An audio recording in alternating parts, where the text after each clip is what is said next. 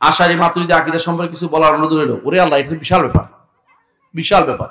সংক্ষেপে বলি, ৭৩ ফেরকার মধ্যে ২টা ফেরকা হচ্ছে আশারি মাতুরিদি। ৭২ ফেরকার মধ্যে 2টা ফেরকা,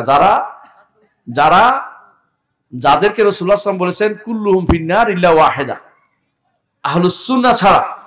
আর যারাই এরকম নিজেদের নাম ভিন্ন করে ফেলেছে, বুঝলেন কিনা, আমরা আহলুস সুন্নাত ওয়াল জামাত, এরা নিজেদের নামই দিছে আশারি, নিজের নামই দিছে মাতুরিদি, এরা তো আহলুস সুন্নাহ হইতে পারে না।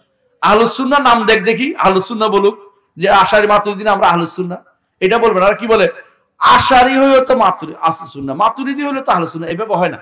তাহলে কি বলবে, এটা কাফের বলে আমিও মুসলিম তবে ঈসাই মুসলিম, বলে না কিছু মানুষ আছে, ঈসাই মুসলিম, বুঝেন না কথা, আমিও মুসলিম ঈসাই মুসলিম। ঈসাই মুসলিম কি মুসলিম নাকি? খ্রিস্টান মুসলিম হয় নাকি আবার, কথা বুঝেন? সুতরাং যে ব্যক্তি নিজেকে আশারি মাতুরিদি বলবে, সে ব্যক্তি রাসূলুল্লাহ সাল্লাল্লাহু আলাইহি ওয়াসাল্লামের ওই নির্দেশের ভিতরে পড়ার সমূহ সম্ভাবনা রয়েছে যে তিনি ৭৩ ফেরকার ভিতরে ৭২ ফেরকার ভিতরে পড়বে, যাতে রাসূলুল্লাহ সাল্লাল্লাহু আলাইহি ওয়াসাল্লাম বলেছেন জাহান্নামে যাওয়ার তার সম্ভাবনা প্রচুর। কারণ সে এমন সব আকীদা বিশ্বাস পালন করে যেগুলি কোরআন এবং সুন্নাহ বিরোধী, এমন আকীদা বিশ্বাস পালন করে। বিশেষ করে আল্লাহকে আরশের উপর তারা মানে না। আল্লাহকে আরশের উপর না মানলে এটা তো প্রথম আকীদা। রাসূলুল্লাহ সাল্লাল্লাহু আলাইহি ওয়াসাল্লাম এটা দিয়ে ঈমান পরীক্ষা করেছেন, কার? দাসীর ঈমান পরীক্ষা করেছেন, আপনারা জানেন। এটা লম্বা আলোচনা বিষয়, আমার 2টা বই আছে।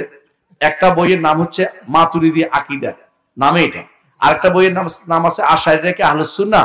2টাই লিখছি, আপনারা 2টা পড়বেন। এতক্ষণ যা বলেছি হাদিস অস্বীকারীদের বিরুদ্ধে একটা বই লিখছি, নাম কি?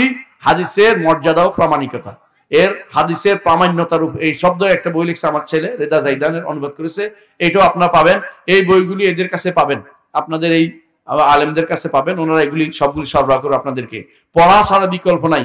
আপনাদেরকে মাদ্রাসায় পড়ানো হয় নাই, আপনাদের স্কুলে পড়ানো হয় নাই, হুজুররা আপনাদেরকে ভুল সব তথ্য দিয়ে বড় করেছে, হুজুররা শুধু সুর দিয়ে আপনাদেরকে পাগল করে দিয়েছে। আপনাদেরকে পড়তে হবে, জানতে হবে, হকটা মেনে নিতে হবে। আশা করি আপনারা সেটা করবেন।